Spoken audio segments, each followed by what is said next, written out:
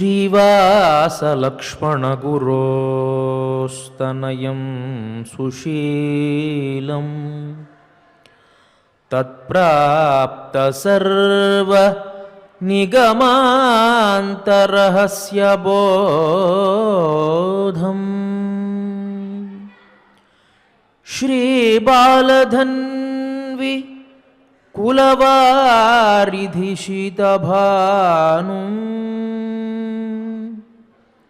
श्रीशैललक्ष्मणगुरुं शिरसा नमामि।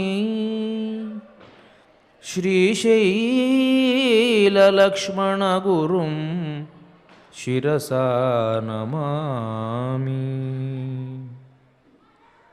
बालाय नीलवपुषे नवकिङ्किणीकजालाभिरामजघनाय दिगम्बराय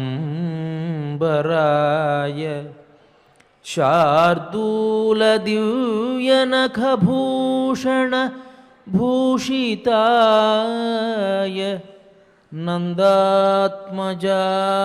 नवनीतमुषे नमस्ते।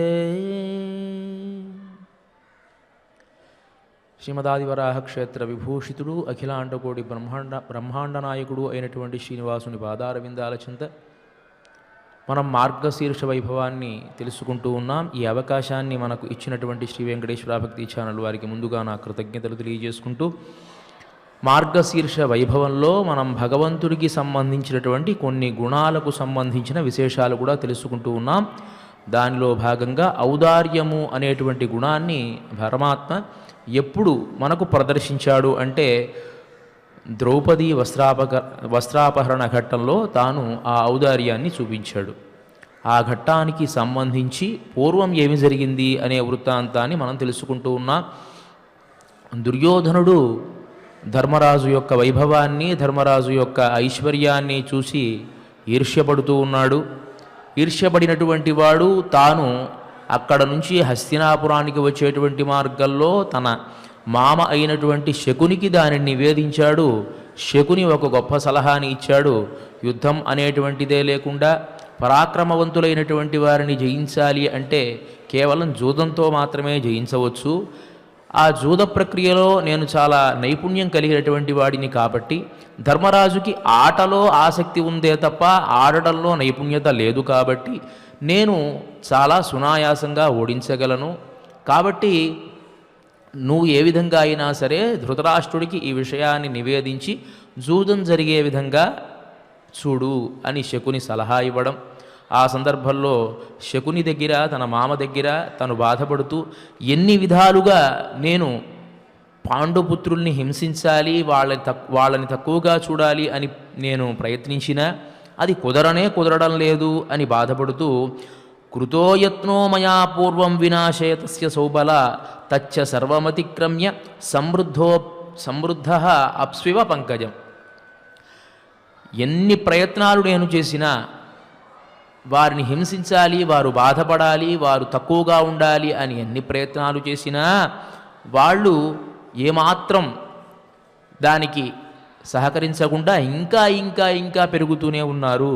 అది చూచి నేను తట్టుకోలేకపోతూ ఉన్నాను అని చెప్పి బాధపడితే, శకుని ఇచ్చినటువంటి సలహాను తాను గ్రహించి తన తండ్రి దగ్గరికి వెళ్ళి నివేదించాడు. ముందుగా శకునే ప్రస్తావన చేశాడు, ఓ ధృతరాష్ట్ర, నీ పుత్రుడు దేనికోసమో బాధపడుతూ ఉన్నాడు, దాని గురించి విచారించు అన్నాడు.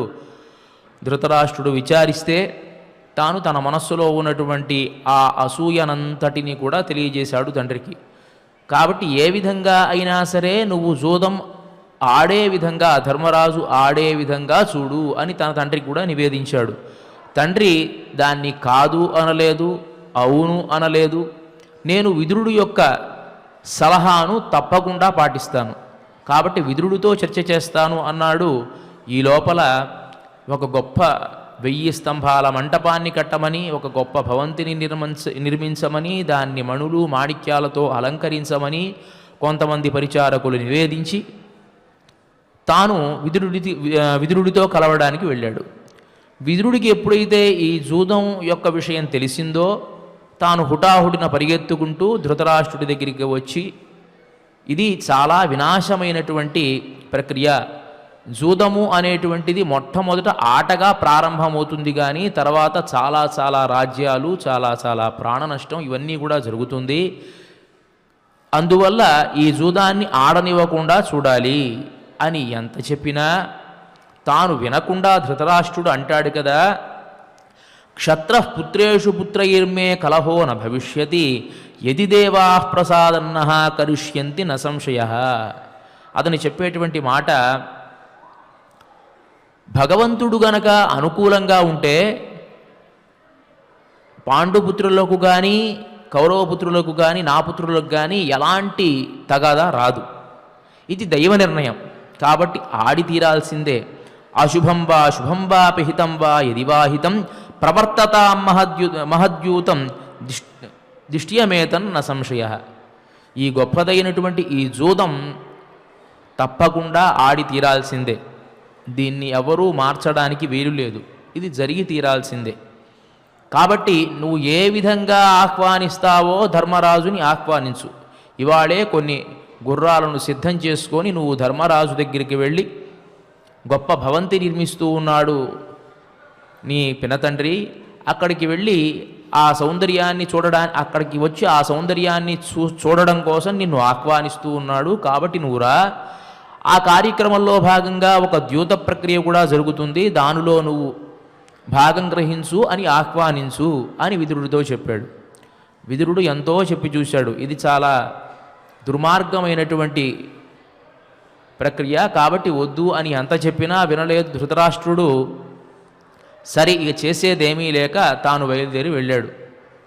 ఈ లోపల విదురుడితో చర్చించినటువంటి ధృతరాష్ట్రుడికి కొంచెం భయం వేసింది. భయం వేసి మళ్ళీ దుర్యోధనుడిని పిలిచాడు.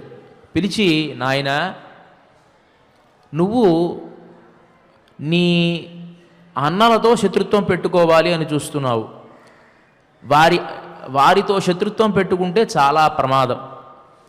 వారితో జూదం ఆడాలి అని ఎందుకు అనుకుంటూ ఉన్నావు? వారి ఐశ్వర్యాన్ని చూసి బాధపడుతూ ఉన్నావు అని అన్నావు కదా. వారి ఐశ్వర్యం కంటే నీకు చాలా గొప్పదైనటువంటి ఐశ్వర్యం ఉన్నది, భోగభాగ్యాలు ఉన్నాయి. ఎందువల్ల వాళ్ళని చూసి నువ్వు ఈర్ష్యపడుతున్నావో నాకు అర్థం కావడం లేదు అని అంటే అతను చెప్తాడు కదా, అసూయ అనేటువంటిది ఇవాళ పుట్టింది కాదు, ఎప్పుడో పుట్టింది. అది క్రమేపీ పెరిగి పెరిగి పెరిగి పెద్దదవుతోంది. పాండవులు ఎదుగుతూ ఉంటే చూసి తట్టుకోలేనటువంటి స్థితి నాకు లేదు తండ్రి.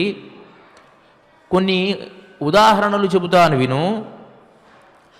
నన్ను రాజసూయాగం చేసేటువంటి సందర్భంలో ధర్మరాజు మణులు మాణిక్యాలు తీసుకునేటువంటి ఒక విభాగానికి అధిపతిగా ఏర్పాటు చేశాడు. అంటే అనేకమైనటువంటి రాజులు ధర్మరాజు రాజసూయ యాగాన్ని చేస్తూ ఉంటే వారికి తోచినటువంటి సంభారాలన్నీ వారి విభవానికి తగినట్లుగా తీసుకుని వచ్చి, ఎప్పుడన్నా ఒక ఫంక్షన్ జరిగిందనుకోండి, మనం ఏం చేస్తాం, వాళ్ళకి తీసుకుని వెళ్ళి అనేకమైన బహుమానాలు ఇస్తాం కదా. అదేవిధంగా అనేకమైనటువంటి బహుమానాలు రాజులు ఇస్తూ ఉంటే ఆ ఇచ్చేటువంటి బహుమానాలను తీసుకునేటువంటి విభాగానికి నన్ను నియమించాడు. అలా నియమించినప్పుడు ఎందరో రాజులు ఎన్నో మణులు మాణిక్యాలు, ఆ పేర్లు కూడా నాకు తెలియవు, రకరకాల వైభవమైనటువంటి సామగ్రి అన్నీ తీసుకుని వస్తూ ఉంటే దాన్ని కుప్పలు కుప్పలు కుప్పలుగా పోస్తూ ఉన్నాను.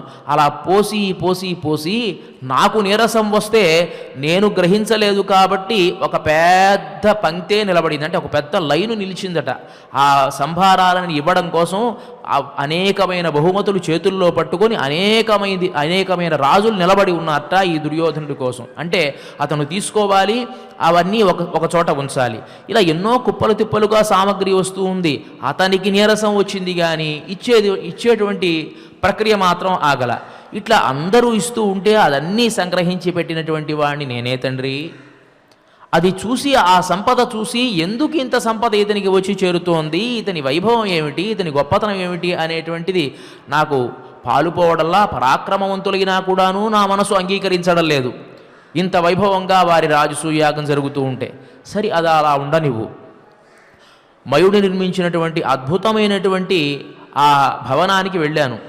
అది దేనితో నిర్మించాడు అంటే బిందు సరోవరంలో ఉండేటువంటి రత్నాలన్నీ కూడా తాను పరిగ్రహించి మయుడు తద్వారా ఆ భవన నిర్మాణాన్ని చేశాడు. చాలా మహత్తరమైనటువంటి భవనం అది. ఆ భవనంలో కొన్ని సందర్భాల్లో ఉన్నది లేనట్టు లేనది ఉన్నట్లు కనిపిస్తూ ఉంటుంది.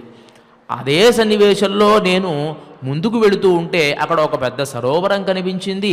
ఆ సరోవరంలో దిగుదాం అనుకునేటువంటి ఉద్దేశంతో నేను నా పంచెను కొంచెం పైకి వెత్తి కింద కాలు పెడితే అక్కడ నీళ్ళే లేవు తండ్రి. దాన్ని చూసి అక్కడ ఉండేటువంటి వాళ్ళంతా కూడా పక్కపక్క నవ్వారు. కృష్ణుడు ఉన్నాడు, అర్జునుడు ఉన్నాడు, అందరూ నన్ను చూసి పరిహసించారు. సరే ఇంకొంచెం ముందుకు వెళ్ళాను. ఇంకొంచెం ముందుకు వెళ్ళినటువంటి సందర్భంలో ఇలానే ఒక సరోవరం కనిపించింది. అక్కడ నీళ్లు లేవేమో అనుకొని కాలు పెట్టాను, నీళ్లలో జారిపడ్డాను. ఇది చూసినటువంటి భీష్ముడు నన్ను చూసి ఎగతాళి చేస్తూ ఉంటే, పక్కన ఉండేటువంటి ద్రౌపది ఇతర పరిచారకులంతా కూడా నన్ను చూసి నవ్వుతూ ఉంటే నాకే అవమానం వేసింది. సరి ఆ అవమాన భారంతోనే ముందుకు నడిచాను. అక్కడ ఉండేటువంటి నకుల సహదేవులు నాకు వస్త్రాలు ఇస్తే ఆ వస్త్రాలను నేను పరిగ్రహించాను. ఇంకొంచెం ముందుకు వెళ్ళి అక్కడ ద్వారం ఉందేమో అని భావించి లోపలికి ప్రవేశిస్తే చాలా తీవ్రంగా నా తలకు దెబ్బ తగిలి కింద పడిపోయాను. అప్పుడు నకుల సహదేవులు నన్నే పైకెత్తి జాగ్రత్తగా నాకు నకులుడు పదే ఇది ద్వారము కాదు, ద్వారం అటువైపు ఉంది అని చెప్పి ప్రత్యేకించి చూపిస్తూ ఉన్నాడు. ఆ సందర్భంలోనే భీముడు నన్ను ధృతరాష్ట్రపుత్ర అనేటువంటి ఒక పేరుతో పిలిచాడు. అంటే ఏమిటి దాని ఉద్దేశం? ధృతరాష్ట్రుడికి కళ్ళు ఉండవు కదా, కాబట్టి నీకు కళ్ళు లేకుండా చూస్తూ ఉన్నావు, జాగ్రత్తగా చూసుకొని నడు అనేటువంటి ఉద్దేశంతో వ్యంగ్యంగా ఆ పదప్రయోగం చేశాడు తండ్రి. ఇదన్నీ కూడా నా మనస్సులో నన్ను దహించి వేస్తూ ఉన్నాయి. ఏ విధంగా అయినా సరే ప్రతీకారాన్ని తీర్చుకోవాలి, ప్రతీకార వాంఛతో రగిలిపోతూ ఉన్నాను. అప్పుడే భీముడితో నేను యుద్ధం చేద్దాం అనుకున్నా. కానీ భీముడితో యుద్ధం చేస్తే ఏ విధంగా శిశుపాలుణ్ణి శ్రీకృష్ణుడు సంహరించాడో ఆ విధంగా నన్ను భీముడు సంహరిస్తాడేమో అని కొంచెం నేను ఒదిగి ఉన్నాను తండ్రి. ఇదంతా చూసి తట్టుకునేటువంటి శక్తి సామర్థ్యాలు నాకు లేవు. పరాక్రమవంతుడైనటువంటి వాడు ఏ విధంగా అయినా సరే తన శత్రువు నశించాలి అనే చూస్తాడు తప్ప తన శత్రువు పైకి ఎదుగుతూ ఉంటే చూసి తట్టుకోలేనటువంటి ఆ ఉద్దేశం ఆ పరాక్రమవంతుడి ఉండదు. కాబట్టి నా వల్ల సహించడం కుదరదు. ఏ విధంగా అయినా సరే నువ్వు ఈ ద్యూత ప్రక్రియ జరిగే విధంగా చూడు అని అన్నాడు. వెంటనే ధృతరాష్ట్రుడు అన్నాడు కదా, నేను విదురుడితో సంభాషించాను. విదురుడు దేవతలకు గురువు అయినటువంటి బృహస్పతితో సమానమైనటువంటి వాడు. ఒక ఆలోచన చెప్పాడు అంటే దానిని 1-10 సార్లు ఆలోచించి చెప్తాడు. మన హితాన్ని చూస్తాడు ముఖ్యంగా, ఎందుకంటే మన రాజ్యంలో ఉన్నాడు కాబట్టి. ఎన్నో విధాలుగా చెప్పి చూసినా విదురుడు దీనికి అంగీకరించడం లేదు, సుముఖత చూపించడం లేదు. కాబట్టి ఈ ద్యూత ప్రక్రియని కొంచెం మనం వాయిదా వేద్దాం, ఇది వద్దు అని అన్నాడు. వెంటనే దుర్యోధనుడికి కోపం వచ్చింది. ఏం మాట్లాడుతున్నావు తండ్రి? నీవు విదురుడి మాటలే వినేటట్లయితే విదురుడు నువ్వు రాజ్యాన్ని అనుభవించి ప్రశాంతంగా ఉండండి. నేను ప్రాయోపవేశం చేస్తాను, లేకపోతే విషాన్ని భక్షిస్తాను, ఏదో ఒకటి చేసుకుని మరణిస్తాను. మీరు మాత్రం సుఖంగా ఉండండి. నాకు ఈ రాజ్యం అవసరంలా. నా శత్రువులైనటువంటి వాళ్ళు ఎదుగుతూ ఉంటే చూసి తట్టుకులేనటువంటి శక్తి సామర్థ్యాలు నాకు లేవు, కాబట్టి నేను మరణిస్తాను అని అన్నాడు. వెంటనే పుత్రవాత్సల్యంతో ఉన్నటువంటి ధృతరాష్ట్రుడు మళ్ళీ 2 మాటలు మాట్లాడారు. నాయనా, ఇది నీ స్వభావానికి తగినటువంటిది కాదు. నువ్వు ఎన్నో శాస్త్రాలు అధ్యయనం చేశావు. కృపాచార్యుడి దగ్గర శిక్ష, వ్యాకరణము, ఛందస్సు అని షడంగాలతో వేదాన్ని అధ్యయనం చేసినటువంటి వాడివి. అనేకమైనటువంటి నీతి శాస్త్రాలు అధ్యయనం చేసినటువంటి వాడివి. ఇలాంటి వాడివి నీకు ఏం తక్కువ ఈ లోకంలో? పోనీ అక్కడ ఉండేటువంటి ఆ రాజసూయ యాగాన్ని చూసి నీ మనస్సు చెలించింది కాబట్టి ఇట్లా చేస్తున్నాను అని నువ్వు అనుకుంటున్నావా? సరే, నేను ఒక గొప్ప యాగాన్ని చేస్తాను. ఆ యాగంలో నువ్వే యజమానిగా ఉండు. ఎందరో వచ్చి నీకు ఎన్నో రకాల బహుమతులు ఇస్తారు, అదంతా స్వీకరించు నాయనా. ఈ చిన్న వయస్సులో నీకెందుకు ఇలాంటి ఆరాటం, ఇంత ఆవేశం ఎందుకు అని అంటే దానికి అంగీకరించల దుర్యోధనుడు. అంగీకరించకుండా అంటాడు కదా, పరాక్రమవంతులైనటువంటి వారు పాండవులు, వారిలోనూ ఉండేటువంటి అర్జునుడు చాలా సవ్యసాచి. అర్జునుడికి సహాయంగా కృష్ణుడు ఉన్నాడు. కాబట్టి వారు ఎప్పుడూ కూడా ఎదుగుతూనే ఉంటారు. ఆత్మా హి కృష్ణ పార్థస్య కృష్ణస్య ఆత్మా ధనంజయ. కృష్ణుడు అర్జునుడికి సమానుడైతే అర్జునుడు కృష్ణుడికి ప్రాణ సమానుడు. అర్జునుడు గనక ఏమి చెప్పినా సరే కృష్ణుడు తూచా తప్పకుండా పాటిస్తాడు. కృష్ణుడు ఏమి చెప్పినా తన ప్రాణాలను సైతం ఒడ్డి అర్జునుడు పాటిస్తాడు. కాబట్టి పరస్పర అన్యోన్యభావం కలిగినటువంటి వాళ్ళు వీరిరువురు కూడాను.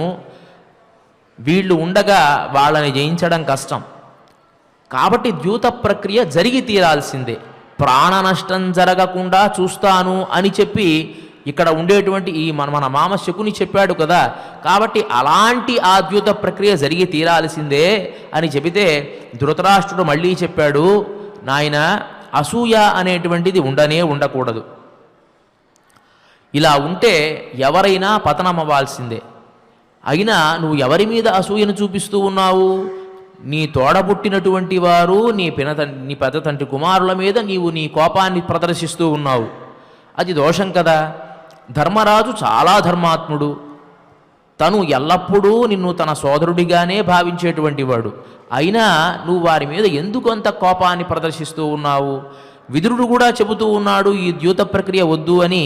ఎందుకు దీని మీద ఇంత మంకుబట్టుబడుతూ ఉన్నావు అంటే వెంటనే అంటాడు కదా ఒక పెద్ద మాట, యస్య నాస్తి నిజాప్రజ్ఞా కేవలంతు బహుశ్రుతః న స జానాతి శాస్త్రార్థం దర్వీం సూపరసా వివ. ఓ తండ్రి, ఎవరికైతే నిజమైనటువంటి ప్రజ్ఞ ఉండదో, నిజమైనటువంటి ఆలోచన ఉండదో, వాడే ఇంకొకడిని ఆశ్రయించి వాడి సలహా తీసుకొని నడుస్తూ ఉంటాడు. నువ్వు విదురుడు చెప్పాడు అని మాటకు ముందొకసారి మాటకు వెనకసారి చెప్తున్నావు కదా. ఆ విదురుణ్ణే ఆశ్రయించి నువ్వు జీవిస్తే ఒక ఓడ వెంట ఇంకొక ఓడ నడిచినట్టుంటుందే తప్ప మన ఆలోచన పారదు. మనకంటూ ఒక వీక్షణ ఉండాలి. తద్వారా మన రాజ్యపాలన మనం చేయాలి. దానిలో మనం స్వతంత్రులుగా ఉండాలి. శత్రువులు ఎవరో మిత్రులు ఎవరో మనం గమనించాలి. శత్రువుల యొక్క ఎదుగుదలను ఎప్పుడూ చూసి సహించకూడదు. వారు ఎక్కడ ఉన్నా సరే వారిని వేటాడి మనం వారిని సంహరించాలి. వారిని పూర్తిగా అధపాతాళానికి తొక్కివేయాలి. సరే, రాజనీతి ప్రకారం కూడా నీకు చెప్తాను చూడు. లోకల్లో శత్రువులు మిత్రులు అనేటువంటి వారు రాజుకి ఉండరు. ఎవరైతే సహాయం చేస్తారో వారే మిత్రులు, ఎవరైతే సహాయం చేయరో మన దౌర్జన్యాన్ని కోరుకుంటారో వారే శత్రువులు. రాజనీతిలో శాశ్వతమైనటువంటి మిత్రత్వ శత్రుత్వాలు అనేటువంటివి ఉండవు నాయన. కాబట్టి ఈ ద్యూత ప్రక్రియ జరిగి తీరాల్సిందే. అంటే ఎంత చెప్పినా కూడాను వినేటువంటి స్థితిలో దుర్యోధనుడి మానసికమైన పరిస్థితి లేనే లేదు. లోకల్లో మనకు అసూయ అనేటువంటిది ప్రతివాడికి ఉంటుంది. ప్రతివాడికి అసూయ అనేటువంటి ఉంటుంది.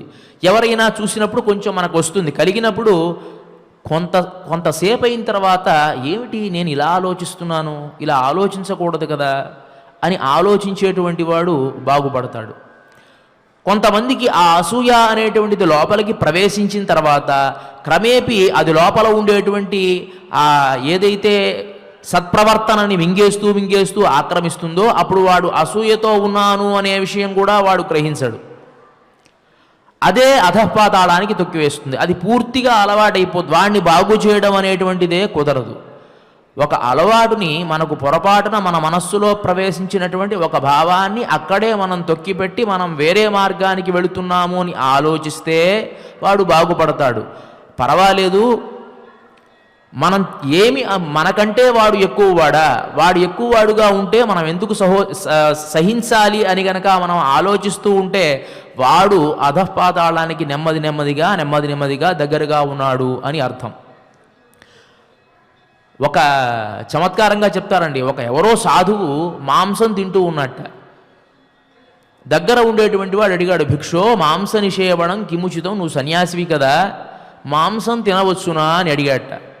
వెంటనే వాడన్నట, కింతేన మద్యం వినా, నేను మాంసం తింటాను నీకు తెలుసు కానీ పక్కన మద్యం లేనిదే మాంసం కూడా ముట్టనయ్యా, మద్యం ఉంటే బాగా రుచికరంగా ఉంటుంది అన్నట్ట. అయ్యో, మద్యాన్ని కూడా నువ్వు తాగుతావా? కింతేన మద్యం చాపి తవ ప్రియం, అంటే నువ్వు తాగుడు కూడా తాగుతావా, నీకు అది కూడా ఇష్టమా అంటే ప్రియమహో వారాంగనాభిస్సహ. మద్యం ఉండేదేమిటయ్యా, చక్కగా ఆ వారస్త్రీలు ఉంటూ ఉంటే వారి మధ్యలో చక్కగా మద్యాన్ని సేవించి ఆ మాంసాన్ని తీసుకుంటూ ఉంటే ఆనందమే వేరు అన్నట్ట. ఓరి నీకు సద్గుణాలన్నీ కూడా ఎక్కువగా ఉన్నట్టుందే, ఓహో వారాంగనలతో కూడా నీకు సంబంధం ఉందా? వారస్త్రీరతయే కుతస్తవధనం అని అన్నట్టు. అంటే నువ్వు నిజంగా వారస్త్రీల దగ్గరికి వెళతా అంటున్నావు కదా, వేశ్యాస్త్రీల దగ్గరికి, మరి దానికి డబ్బు కావాలి కదా, ఆ డబ్బు ఎక్కడి నుంచి వస్తుంది అని అడిగాట. అంటే ద్యౌతేన చౌర్యేణ ద్యూతేనవా, దొంగతనం అన్నా చేస్తాను లేకపోతే జూదమన్నా ఆడతాను, రెండింటి వల్ల ఆ డబ్బు నాకు వస్తుంది అన్నట్ట.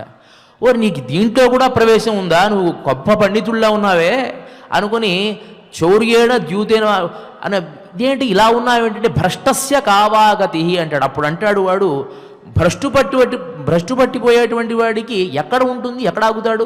ఒక అలవాటు అవుతుంది, ఆ అలవాటు నుంచి ఆ అలవాటు పోగొట్టుకోవడం చేయడండి వాడు. ఆ అలవాటు కోసం ఇంకో అలవాటు చేసుకుంటాడు, ఆ అలవాటు కోసం ఇంకో అలవాటు చేసుకుంటాడు, ఆ అలవాటు కోసం ఇంకో అలవాటు చేసుకుంటాడు. అంటే ఎక్కడో ఉండేటువంటి వాడు ఒక దుర్గుణం ఏర్పడితే ఆ దుర్గుణాన్ని కప్పిపుచ్చుకోవడం కోసం ఇంకో దుర్గుణాన్ని, దానికి ఇంకో దుర్గుణాన్ని, దానికి ఇంకో దుర్గుణాన్ని అలవాటు చేసుకుని పూర్తిగా భ్రష్టస్య కావాగతి, భ్రష్టు పట్టిపోయేటువంటి వాడికి గతే ఉంటుంది అన్నట్ట వాడి చివరికి. అంటే నేను భ్రష్టు పట్టిపోయాను వాడికి కూడా తెలుసు. అదేవిధంగా నీలో ఉండేటువంటి ఆ అసూయ అనేటువంటి దాన్ని నువ్వు తగ్గించుకోవాలి. కానీ పక్కన ఉండేటువంటి వారు పరాక్రమంతో ఎదుగుతూ ఉన్నారు, వారి పక్షంలో సాక్షాత్తు వాసుదేవుడే వారి పక్షంలో ఉన్నాడు, ధర్మం వైపు నిలబడి ఉన్నాడు అని చూసి కూడా తట్టుకోలేనటువంటి పరిస్థితుల్లో దుర్యోధనుడు ఉన్నాడు అంటే మనస్సులో ఎంత అసూయతో ఉన్నాడో చూడండి. పోనీ ధైర్యంతో నువ్వు పోరాడదాము అని ఆలోచిస్తున్నావా అంటే మళ్ళీ ఆ ధైర్యంలా అతనే అంటున్నాడు కదా, భీముడితో పోరాడితే ఏ విధంగా అయితే శిశుపారుణ్ణి కృష్ణ పరమాత్మ సంహరించాడో అదేవిధంగా సంహరించేస్తాడు అనేటువంటి భయం ఉన్నది. ఒకవైపు భయము, ఒకవైపు పైవాడు ఎదుగుతాడు అనేటువంటి ఒక బాధ. ఇది చాలా అతను ఎదుగుతూ ఉన్నాడు అంటే అతని ఎదుగుదలకి ఏది కారణమో నువ్వు తెలుసుకొని నేను కూడా దాన్ని ఆచరించి బాగుపడాలి, ఇంకా ఎదగాలి అనేటువంటిది బాగుపడడానికి ఉండేటువంటి లక్షణం. ఏ విధంగా అయినా సరే పైవాడిని కిందకి లాగాలి అనేటువంటి దౌర్భాగ్యకరమైనటువంటి పరిస్థితి. ఒకడు ఒక చిన్న గీత గీశాడండి, గీసి ఆ గీతని తుడపకుండా నువ్వు ఈ గీతని చిన్న గీత చేయగలవా అని అన్నట్ట. పక్కన ఉండేటువంటి వాడు ఏం చేశాడంటే దానికంటే ఒక పెద్ద గీత పక్కన గీశాడు. అంటే అది చిన్న గీత అయిపోయింది కదా, దాన్ని తుడపలావాడు. ఆ గీతని తుడపకుండా పక్కన ఒక పెద్ద గీత గీస్తే అది చిన్న గీత అయింది. అదేవిధంగా నీ పక్కన ఉన్నటువంటి వాడు ఎదుగుతూ ఉన్నాడు అంటే వాణ్ణి కిందకి లాగాలి అని నువ్వు ఆలోచించకూడదు. నేను వాడికంటే ఎలా ఎదగాలి అంటే ఏమి చెయ్యాలి అని ఆలోచించాలి. ఇక్కడ దుర్యోధనుడి బుద్ధి ఎలా ఉంది అంటే యుద్ధం చేసో లేకో నా పరాక్రమం చూపించో లేకపోతే నా ధర్మ బుద్ధిని చూపించో ఎదగాలి అని ఆలోచించడల్లా వాణ్ణి ఎలా కిందకి లాగాలి, వాడి రాజ్యాన్ని ఎలా అపహరించాలి, వాణ్ణి ఎలా భ్రష్టు పట్టించాలి, వాడు భ్రష్టు పడితే మనం ఆనందించి చూడాలి, ఇది వీడి ఉద్దేశం. అంటే భ్రష్టు పట్టేటువంటి వాడి ఆలోచనలు ఇలాగే ఉంటాయి. అంటే కలిపురుష లక్షణాలు అంటాం కదా, పూర్తి కలిపురుషుడు అన్నమాట. ధర్మం వాడికి తెలియదా, తెలుసుకున్నటువంటి వాడు, అన్ని ధర్మాలు తెలిసినటువంటి వాడు. ధృతరాష్ట్రుడే చెప్పాడు కదా, నిరుక్తము, శిక్ష, వ్యాకరణము ఇవన్నీ కూడా కృపాచార్యుడి దగ్గర చక్కగా అధ్యయనం చేశావు నాయన, నీకు ఏమి తక్కువ, విద్యలో నువ్వు మంచి నైపుణ్యం కలిగినటువంటి వాడివి, ఐశ్వర్యంలో మంచి నైపుణ్యం కలిగినటువంటి వాడివి, రాజ్యంలో వారికి మించినటువంటి ఐశ్వర్యం కలిగినటువంటి వాడివి, నువ్వు అనుకున్న తడువునే ఏమి కావాలంటే అది దొరుకుతోంది, అయినా నీకు అసంతృప్తి ఏమిటి అంటే పక్కవాడు బాగున్నాడు. అంటే పక్కవాడు బాగోకుండా ఏడుస్తూ ఉంటే నేను సంతోషంగా ఉంటాను. ఐశ్వర్యంలో వాస్తవానికి హస్తినాపురంలో ఉన్నటువంటి ధృతరాష్ట్రుడి పుత్రుడైనటువంటి దుర్యోధనుడు కంటే తక్కువలోనే ఉన్నారు పాండుపుత్రులు, కానీ ఆనందంగా ఉన్నారు, ఉన్నంతలో వైభవంగా ఉన్నారు. వారు స్వతసిద్ధంగా ఆర్జించినటువంటి కీర్తి ప్రతిష్టలతో వెలుగుతూ ఉన్నారు. అంటే వారన్నీ స్వార్జితమైనటువంటి కీర్తి ప్రతిష్టలు, తండ్రి సంపాదించాడనో తాత సంపాదించాడనో లేరు. వారి పరాక్రమాన్నే వారు పణంగా పెట్టి అన్ని రాజ్యాలు ఆక్రమించుకున్నారు, చక్కగా వారు వైభవంగా వెలుగొందుతూ ఉన్నారు. కానీ ఆ సామర్థ్యం ఇతనికి లేకపోవడం వల్ల అది కూడా వీరు ఉండకూడదు, వారిని మించి నేను ఉండాలి అనేటువంటి ఆలోచనలోనే సతమతమవుతూ, అంటే ధర్మం నాకు తెలుసు కానీ నేను దాన్ని ఆచరించలేను అనేటువంటి మనస్తత్వం కలిగినటువంటి వాడు దుర్యోధనుడు. ఇది చాలా ప్రమాదం. కొంతమంది దుర్మార్గులు ఉంటారండి లోకల్లో, కొన్ని సందర్భాల్లో వాళ్ళ మనసుకు వాళ్ళే ఇట్లా అనుకున్నా నేను చేసేది ధర్మమే అని అనుకుంటూ ఉంటాడు. దుర్మార్గుడు కూడా స్వతసిద్ధమైనటువంటి లోక వ్యవహారం. నేను తప్పు చేస్తున్నానా అంటే ఏదో ఒక నీతి శాస్త్రాన్ని లోపల చెప్పుకొని లేదు నేను సరిగ్గానే ఉన్నాను, ఈ నీతి ప్రకారం సరిగ్గానే ఉన్నాను అని చెప్పుకుంటాడు. అలా కాకుండా నాకు ధర్మం తెలుసు కానీ ఆచరించలేను, అధర్మం తెలుసు కానీ ఆచరిస్తాను అనుకునేవాడిని ఈ ప్రపంచంలో ఎవరూ బాగు చేయరు. అలాంటి స్వభావం కలిగినటువంటి వాడు దుర్యోధనుడు. ఈ దుర్యోధనుడే ధృతరాష్ట్రుడికి ఇంకా బోధిస్తూ ఉన్నాడు. ఏం చెబుతున్నాడు? నాయనా, లోకల్లో మనకి శాశ్వతమైనటువంటి మిత్రులు ఉండరు, శాశ్వతమైనటువంటి శత్రువులు ఉండరు. ఎవరికి సంబంధించినటువంటి నీతి అది? రాజనీతికి సంబంధించినటువంటి నీతి. ఇక్కడ ధృతరాష్ట్రుడు ఏం చెబుతున్నాడు? రాజనీతి చెప్పడల్లా నీ సోదరులైనటువంటి వారిని నువ్వు జాగ్రత్తగా చూసుకోవాలి, పరాక్రమవంతులైనటువంటి వారిని గనక నువ్వు కాదనుకుంటే తర్వాత నువ్వు బాధపడతావు అని వ్యావహారికమైనటువంటి నీతి చెబుతున్నాడు. కుటుంబంలో ఇద్దరు అన్నదమ్ములు ఉంటారు. ఇద్దరు ఒకే వృత్తిలో ఉన్నారనుకోండి. ఒకే వృత్తిలో ఉన్నప్పుడు ఆ ఇద్దరూ గనక కలిసి ఆ వృత్తిని చేసుకుంటే ప్రశాంతంగా జీవనం సాగిస్తారు. ఒకడిని తొక్కాలి అని ఒకడు గనక ఆలోచిస్తే ఏమవుతుంది? ఎవరో ఒకళ్ళు పతనం అవుతారు, ఎవరో ఒకళ్ళు బాధపడతారు. కొన్ని సందర్భాల్లో ఒకడు జయిస్తాడు, కొన్ని సందర్భాల్లో ఒకడు జయిస్తాడు. అంటే ఇద్దరికీ కూడాను శత్రుత్వ భావన ఏర్పడుతుంది. దుర్యోధనుడు అంటాడు కదా, గొప్ప విషయాన్ని కనిపెట్టిన వాళ్ళ లోకల్లో ఎప్పుడూ కూడాను ఒక వృత్తి చేసేటువంటి వాళ్ళు మిత్రులుగా ఉండకూడదు. అంటే ఒక చోట ఒక వృత్తి చేసేటువంటి వాళ్ళు కలిసి ఉండకూడదు. అలా ఉంటే ఒకడు ఎక్కువ ఒకడు తక్కువ అవుతాడు. ఎక్కువగా ఉన్నవాడు తక్కువ వాడిని తక్కువ చేస్తాడు. కాబట్టి ఏ విధంగా అయినా సరే పక్కవాడు కిందకి రావడం కోసమే పక్కవాడు చూస్తాడు. ఇవన్నీ నీతి శాస్త్రాలు చెప్తున్నాడు ధృతరాష్ట్రుడికి ఆయన. అలా చెబుతూ అంటాడు కదా, అద్రోహ సమయం కృత్వా చిచ్ఛేద నముచేశిర శక్ర సాభిమత తస్య రిపవృత్తి సనాతని. ఓ గొప్ప నీతి శాస్త్రాన్ని చెప్పాడండి. ఏమిటి? ఏదైతే ఈ ద్రోహ చింతన, ఈ ద్రోహ బుద్ధి ఉందో ఇది కేవలం మనకు సంబంధించింది కాదు నాన్న, పురాతనంగా వచ్చేటువంటి ఒక గొప్ప నీతి. ఏమిటో తెలుసా? పూర్వం ఇంద్రుడు నముచి అనేటువంటి రాక్షసుణ్ణి సంహరించలేక ద్రోహం చేసి సంహరించాడు. ఏమిటి ఆ కథ అంటే, నముచి అనేటువంటి రాక్షసుడు గొప్ప పరాక్రమవంతుడు. ఇంద్రుడితో యుద్ధం చేస్తున్నాడు. ఇంద్రుడు వజ్రాయుధాన్ని ప్రయోగించిన ఆ వజ్రాయుధం దెబ్బను కూడా తాను పడి స్థిరంగా ఉన్నటువంటి ఒక గొప్ప రాక్షసుడు. అయినా ఇంద్రుడి దెబ్బ తగిలింది కాబట్టి ఈ నముచి అనేటువంటి వాడు ఒక వరాన్ని పొందాడు బ్రహ్మ దగ్గర. ఏమిటి అంటే, తడి అయినటువంటి వస్తువుతో నన్ను సంహరించకూడదు, పొడి అయినటువంటి వస్తువుతో నన్ను సంహరించకూడదు. అంటే ఏ ఆయుధం అయినా అది తడిగా ఉండకూడదు, పొడిగా ఉండకూడదు అని ఏదో ఒక వరాన్ని ఆయన కోరుకున్నాడు. కోరుకున్నటువంటి వాడు ఎప్పుడైతే యుద్ధం జరిగిందో ఇంద్రుడితో, ఆ యుద్ధం జరిగినప్పుడు ఇంద్రుడు ఆ వజ్రాయుధాన్ని ప్రయోగించాడు కదా, దానికి భయపడి తాను వెళ్ళి ఎక్కడో దాక్కున్నాడు.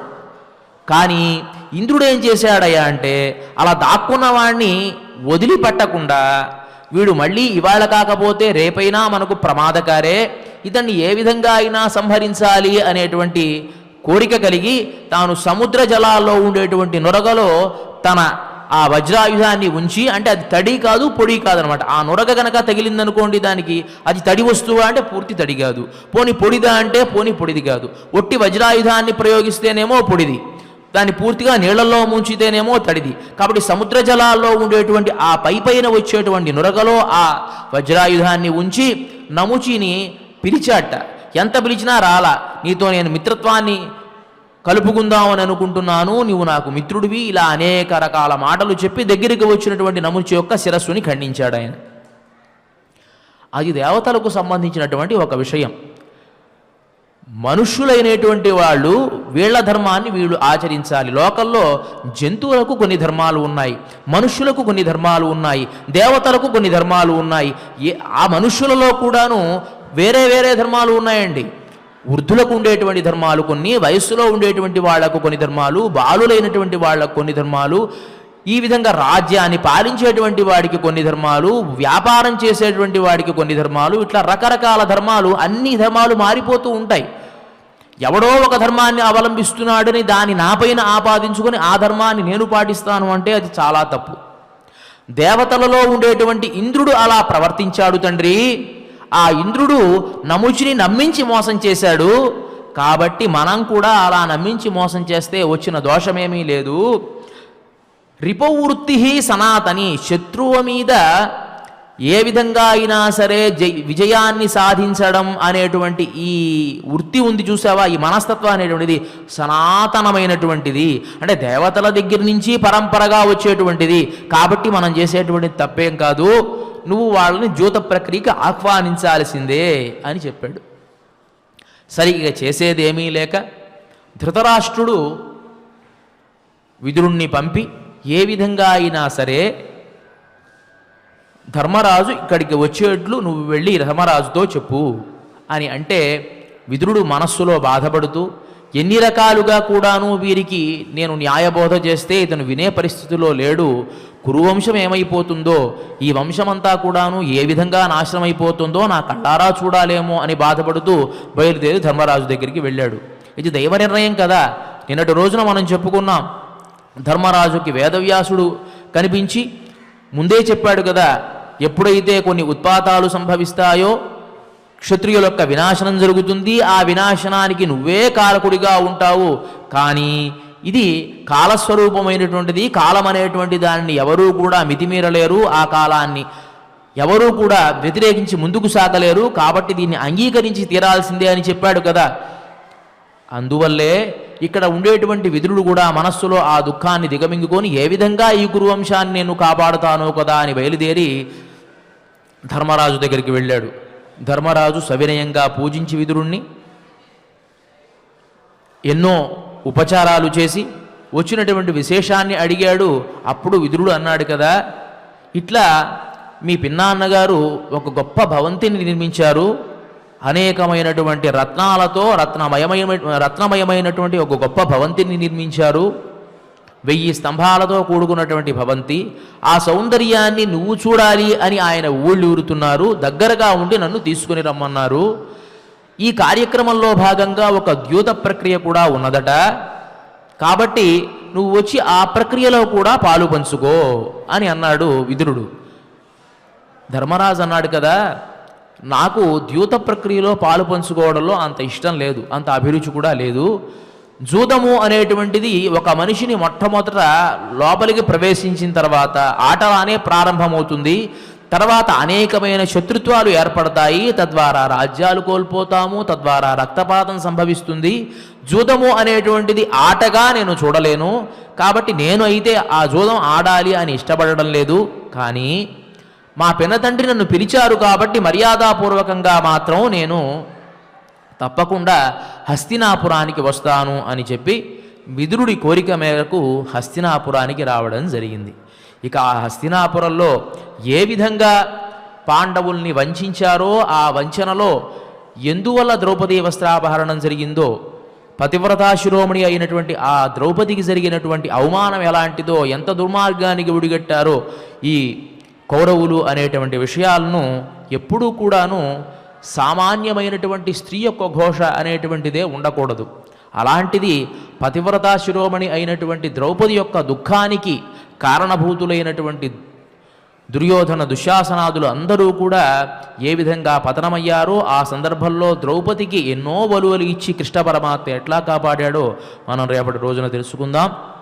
ఇక ఇవాటి రోజున మార్గశీర్ష అధిదేవత అయినటువంటి ఆ కృష్ణ పరమాత్మను శంకరాచార్య స్వామి వారు కీర్తించినటువంటి శ్రీకృష్ణాష్టకంతో స్తుతించి ఈ కార్యక్రమాన్ని ముగిద్దాం. ఎవరైతే శ్రీ వెంకటేశ్వర భక్తి ఛానల్ ప్రసార మాధ్యమం ద్వారా ఈ కార్యక్రమాన్ని వీక్షిస్తూ ఉన్నారో వారు నిమీలిత నేత్రులై భగవంతుని పాదార విందాలను వారి మనస్సులో లగ్నం చేసుకుంటూ ఈ విధంగా పఠించండి. భజే వ్రజైకమండనం సమస్త పాపఖండనం స్వభక్త చిత్తరంజనం సదైవ నందనందనం సుపిచ్ఛగుచ్ఛమస్తకం सुपिश्चकुश्च मस्तकम् सुनादवेणुहस्तकम् सुनादवेणुहस्तकम् अनङ्गरङ्गसागरम् अनङ्गरङ्गसागरम् नमामि कृष्णनागरम् नमामि कृष्णनागरम् मनोजगर्वमोचनम् मनोजगर्वमोचनम् विशाललोललोचनम् विशाललोललोचनम् विधूतगोपशोचनम् विधूतगोपशोचनम् नमामि पद्मलोचनम् नमामि पद्मलोचनम् करारविन्दभूधरम् करारविन्दभूधरम् स्मितावलोकसुन्दरम् स्मितावलोकसुन्दरम् महेन्द्रमानदारुणम् महेन्द्रमानदारुणम् नमामि कृष्णवारणम् नमामि कृष्णवारणम् कदम्बसूनकुण्डलम् कदम्बसूनकुण्डलम् सुचारुगण्डमण्डलम् सुचारुगण्डमण्डलम् प्रजाङ्गनैकवल्लभम् प्रजाङ्गनैकवल्लभम् नमामि कृष्णदुर्लभम् नमामि कृष्णदुर्लभम् यशोदया समोदया यशोदया समोदया सगोपया सनन्दया सगोपया सनन्दया युतं सखैकदायकम् युतं सुखैकदायकम् नमामि गोपनायकम् नमामि गोपनायकम् सदैव पादपङ्कजम् सदैव पादपङ्कजम् मदीयमानसे निजम् मदीयमानसे निजम् दधानमुक्तमालकम् दधानमुक्तमालकम् नमामि नन्दबालकम् नमामि नन्दबालकम् समस्तदोषशोषणम् समस्तदोषशोषणम् समस्तलोकपोषणम् समस्तलोकपोषणम् समस्तगोपमानसम् समस्तगोपमानसम् नमामि नन्दलालसम् नमामि नन्दलालसम् भुवो भरावतारकम् भुवो भरावतारकम् भवाब्धिकर्णधारकम् भवाब्धिकर्णधारकम् यशोमती किशोरकम् यशोमती किशोरकम् नमामि चित्तचोरकम् नमामि चित्तचोरकम् दृगन्तकान्तभङ्गिनम् दृगन्धकान्तभङ्गिनम् सदा सदालसङ्गिनम् सदा सदालसङ्गिनम् दिने दिने नवं नवम् दिने दिने नवं नवम् नमामि नन्दसम्भवम् नमामि नन्दसम्भवम् गुणाकरं सुखाकरं गुणाकरम् सुखाकरम् कृपाकरं कृपावरं कृपाकरम् कृपावरम् सुरद्विषन्निकन्दनं सुरद्दिशन्निकन्दनम् नमामि गोपनन्दनं नमामि गोपनन्दनम् नवीनगोपनागरं नवीनगोपनागरम् नवीनकेलिलम्पटं नवीनकेलिलम्पटम् नमामि मेघसुन्दरं नमामि मेघसुन्दरम् तडित्प्रभालसत्पटं तडित्प्रभालसत्पटम् समस्तगोपनन्दनं समस्तगोपनन्दनम् हृदम्बुजैकमोहनं हृदम्बुजैकमोहनम् नमामि कुञ्जमध्यगं नमामि कुञ्जमध्यगम् प्रसन्नभानुशोभनं प्रसन्नभानुशोभनम् निकामकामदायकं निकामकामदायकम् दृगन्तचारुसायकं दृगन्तचारुसायकम् रसालवेणुगायकं रसालवेणुगायकम् नमामि कुञ्जनायकं नमामि कुञ्जनायकम् विदग्धगोपिकामनो विदग्धगोपिकामनो मनोज्ञतल्पशायिनं मनोज्ञतल्पशायिनम् नमामि कुञ्जकाननम् నమామి కుంజకాననే ప్రవృద్ధవన్నిపాయినం ప్రవృద్ధవన్నిపాయినం కిశోరకాంతిరంజితం కిశోరకాంతిరంజితం దృగంజనం సుశోభితం దృగంజనం సుశోభితం గజేంద్రమోక్షకారిణం గజేంద్రమోక్షకారిణం నమామి శ్రీవిహారిణం నమామి శ్రీవిహారిణం యదా తదా యథా తథా యదా తదా యథా తథా తథైక కృష్ణ సత్కథా తథైక కృష్ణ సత్కథా